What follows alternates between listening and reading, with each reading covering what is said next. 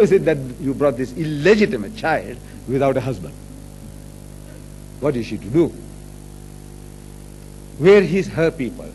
In a mood to listen to her reasoning, to her telling you this fairy tale that I heard voices and I'm carrying a babe? Were they in a mood to listen to her? Of course not. Would you be, if you were then 2,000 years ago, would you listen to her? Never. What is she to do? The only thing she knew was the child. She knew that this was no ordinary child. So, فَأَشَارَتْ إِلَيْهِ, she merely pointed to the babe. In other words, ask him. So they say, قَالُوا كَيْفَ نُكَلِّمُ مَنْ كَانَ فِي الْمَحْدِ سَبِيًّا. Said, how can we talk to one with a child in the cradle? An infant, a suckling. How can we talk to him? And by a miracle, says the Quran, Jesus spoke and defended his mother against an unbelieving audience. So, قَالَ إِنِّي عَبْدُ اللَّهِ. So most certainly I am the servant of Allah. آتَانِيَ الْكِتَابِ. He has given me revelation. وَجَعَلَنِي نَبِيًّا. And he has made me a prophet. وَجَعَلَنِي مُبَارَكًا أَيْنَمَا كُنْتُ وَأَوْصَانِي بِالصَّلَاةِ وَالزَّكَاةِ مَا دُمْتُ حَيًّا وَبَرًّا بِوَالِدَتِي وَجَعَلَنِي جَبَّارًا شَقِيًّا. He continues. He says, he's made me kind to my mother and not overbearing or miserable. وَسَلَامٌ عَلَيَّ يَوْمَ وُلِدْتُ. So peace be on me the day that I was born. وَيَوْمَ أَمُوتُ. The day that I die. وَيَوْمَ أُبْعَثُ حَيًّا. And the day that I shall be raised to life again. Such was Jesus, the son of Mary, the apostle of God, says the Holy Quran. So I reaffirm that we believe in Jesus Christ as one of the mightiest messengers of God. We believe in his miraculous birth. We believe that he was the Messiah. We believe that he gave life to the dead by God's permission, and he healed those born blind and the lepers by God's permission. We are going together. We, Muslims and the Christians, are going together. There are 1,200 million Christians in the world today and 1,000 million Muslims. Over 2 billion people who believe in Jesus. And we are going together. Now comes the parting of the way. See, I would be a hypocrite if I keep on speaking, repeating, all the other beautiful things that the Quran speaks about Jesus and close the meeting. I would be a hypocrite. I would be deceiving. I have to now tell you that there is a parting of the ways between you and me, between the Christian and the Muslim. And that is, the Muslim is made to say that Jesus Christ is not God. He is not God Almighty in human form. He is not God incarnate, God taking human form. And he is not the begotten Son of God. Metaphorically, we are all the children of God, the good and the bad. We are all his children. But physically, we say God does not beget. Because begetting is an animal act. It belongs to the lower animal functions of sex. And we are not to attribute such a quality to God. The Christian, in his infatuation, he goes out of his way to say, look, he is the veritable Son of God. God begot a son. Jesus is the only begotten Son. Begotten, not made. That is what he says in his catechism. I have read them. The Anglican Catechism, the Roman Catholic Catechism, the Methodist Catechism, the Lutheran Catechism, in which we are told that Jesus is the only begotten Son of God. And it goes on, it says, begotten, not made. Don't make a mistake. It's not like Adam. Adam was made by God. Every dog, pig, and donkey was made by God. As such, he is the Lord, cherisher, sustainer, and evolver of all his creation. He is the father of everything, everybody. But no, Jesus is not like that. He was begotten, not made. And I have been asking Englishmen, English-speaking people. I said, excuse me, please. You see, English is a foreign language to me. I acquired this smattering of what I'm speaking to you now. By speaking, I have become a speaker. So I said, look, please explain to me. When you say in your language, begotten, not made, what are you trying to emphasize? Please explain. And believe me, no Englishman worth the name Englishman has ever opened his mouth to me. I only want an explanation what you're trying to tell me when you say begotten, not made.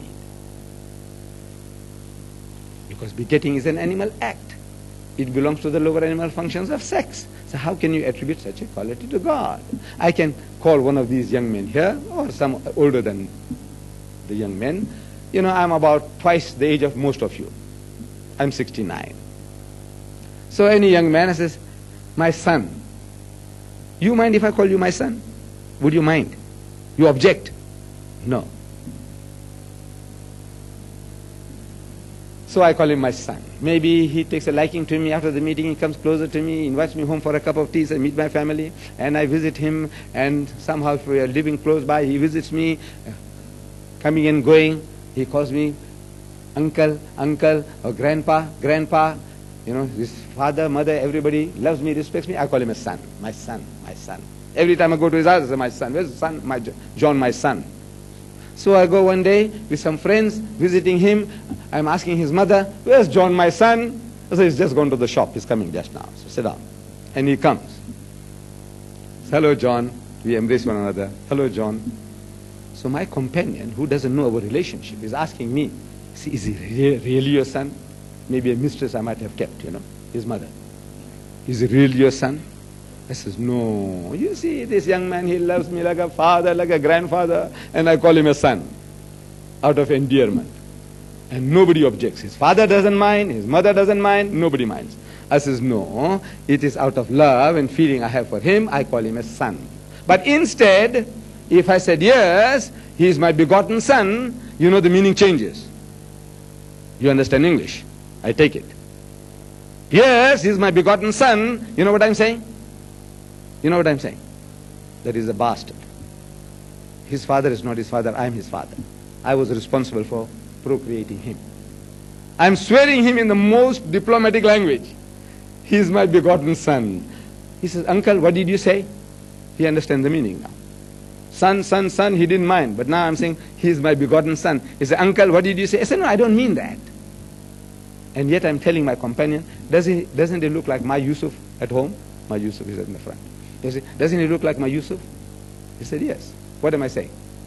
I'm putting salt into the wound that he is illegitimate. In a beautiful language. And I have been asking Christians, English-speaking people, I said, when you say begotten, not made, please explain to me what you are really trying to tell me. And I say, no Englishman has ever opened his mouth. It happened to be an American. An American had the guts to tell me what it means. It happened to be in Durban. An American was on a tour of South Africa, and I happened to be a guide to the largest mosque in the southern hemisphere, which is in Durban. And I was guiding him, explaining to him what goes on in the mosque. And during the course of this discussion that was going on, somehow this subject cropped up, and I asked him this question. I says, begotten, not made. What do you mean begotten? What does it mean? So he said, it means sired by God. That's a term used in animal husbandry. You know, this bull sired that one, and this horse sired the other one. This dog, you know, his father was so-and-so, sired by this and sired by that. It is used in animal husbandry. Sired by God. I said, what? He said, no, no, no. I don't mean that. I'm only telling you what it means. And it means exactly that. Sired by God. I said, what are you attributing to God? And animal nature, the lower animal functions of sex. The Muslim takes exception. The language that you're using, maybe you mean well. You are sincere. I'm not doubting your sincerity. But I said, the language is not befitting the majesty of God, that God begot a son. You say it doesn't mean that. Then I say, why do you say that? Why are you creating unnecessary conflict between the 1,000 million Muslims and 1,200 million Christians? By using a term which you say you don't mean it. If you don't mean it, why say it? No, the Westerner has a sickness. You see, I don't know, my words, you know, my language seems at times, you say, look, this guy is too militant. I say sickness. You see, the Englishmen, I know them very well. I don't know the Americans too well. This is only my second trip to the United States in 10 years. The Englishman, I'm constantly in touch with him. So the Englishman, you know, when I speak to him, so what are you trying to mean by what you are saying? You see, he is the closest to me, linguistically. Somehow, let us come to the point. Begotten, not made. Now, this is one of the points of real difference between the Muslim and the Christian. In the Holy Quran we are told about God Almighty, it says, Lam yalid wa lam yulad. He does not beget and is not begotten. Wa lam yakun lahu kufuwan ahad, and there's nothing like unto him. He does not